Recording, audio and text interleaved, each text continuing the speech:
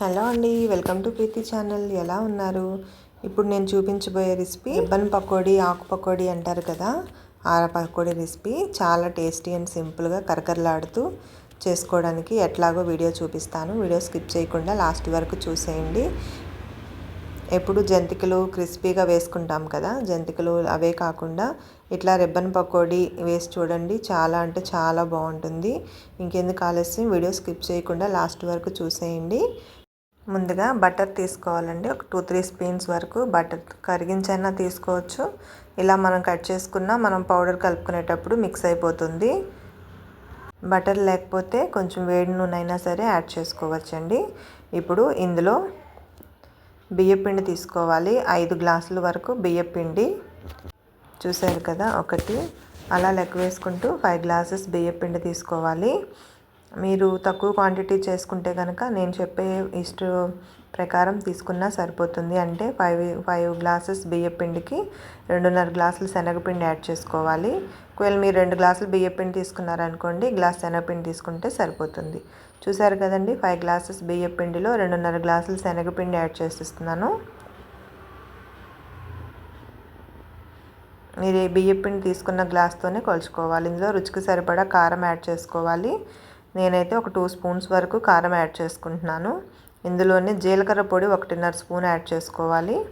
నేను కేజీ పిండి కదా, అంటే 5 గ్లాసుల పిండి కదండి, కాబట్టి కొంచెం ఎక్కువగానే యాడ్ చేసుకుంటున్నాను. రుచికి సరిపడా సాల్టు. మీరు పిండి క్వాంటిటీ తక్కువ తీసుకుంటే కనుక ఈ మెజర్మెంట్స్ కొంచెం తగ్గించుకుంటే సరిపోతుందండి. చూసారు కదా, ఇట్లా కారము, జీలకర్ర పొడి, సాల్ట్ అన్నీ వేసేసుకున్న తర్వాత పిండంతా కూడా ఒకసారి బాగా కలిపేసుకోవాలి. పిండి మొత్తము సమానంగా ఇవన్నీ కూడా ఫ్లేవర్స్ బాగా పట్టేటట్టు కలుపుకోవాలి.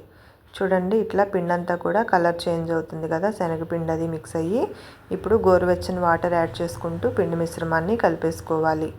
గోరువెచ్చని వాటర్ అంటే మన చేతికి పట్టే అంత వేడి ఉంటే సరిపోతుందండి. మరీ చల్లగా వద్దు, మరీ వేడిగా వద్దు.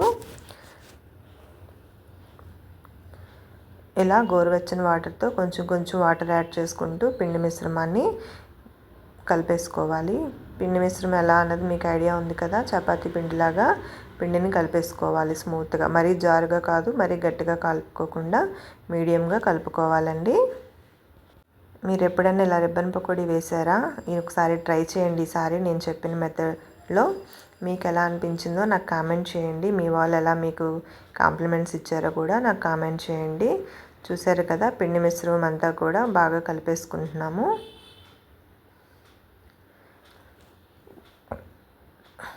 పిండిలో అన్నీ కూడా బాగా కలిసేటట్టు కలుపుకోవాలి.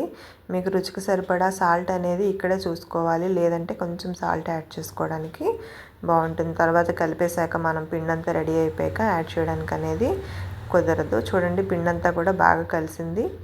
చూసారు కదా, మెత్తగానే ఉంది పిండి, అలాగని చేతులకు కూడా ఏమీ అంటుకోవట్లేదు.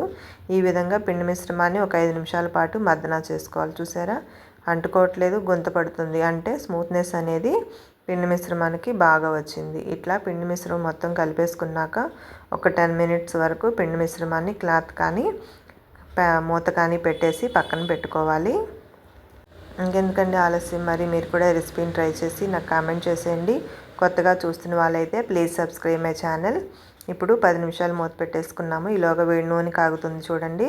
బాగా డీప్ ఫ్రైకి సరిపడా ఆయిల్ తీసుకోవాలి. ఆయిల్ కొంచెం ఫ్రై అయ్యేలోపు ఇదిగోండి, జంతికల గొట్టంలో ఇలా కన్నం ప్లేట్ ఉన్న జల్లెడ ప్లేట్ని యాడ్ చేసుకోవాలి.